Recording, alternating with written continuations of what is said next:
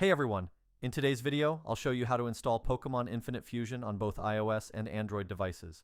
I'll guide you through the setup step by step, so even if you're new, you'll have it fully ready in just a few minutes. I've tested this method myself and it works perfectly. Let's get started and start playing Pokemon Infinite Fusion. First, head over to your device's settings, then tap on General. From there, go to Background App Refresh and make sure it's set to either Wi-Fi or Wi-Fi and mobile data. This will ensure the app can run properly in the background. Next, go back to the main settings screen and tap on Battery. Make sure low power mode is turned off. This is important because it can interfere with how the app functions. Once you've taken care of these two quick adjustments, you're all set to move on to the installation. Now that we've got the basics covered, let's move forward. Open your browser and go to tweakoapp.com. This is a reliable platform that offers various modded and helpful tools.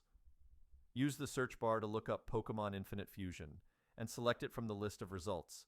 You'll be taken to a detailed page with info like download stats and user reviews. Just hit the Download Now button and the download process will begin. The download usually only takes a few moments. If this is your first time using the site, there's one more step you'll need to complete. Don't worry, it's quick, simple, and completely free.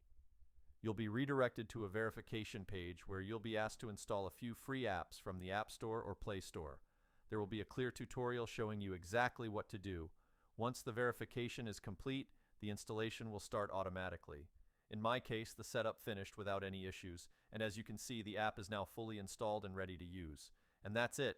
Thanks so much for sticking around until the end. If this helped you out and everything's working fine, don't forget to give the video a thumbs up and subscribe to the channel for more useful guides like this. Got questions or ran into a problem? Drop a comment below and I'll do my best to help you out. Thanks again, and I'll see you in the next one.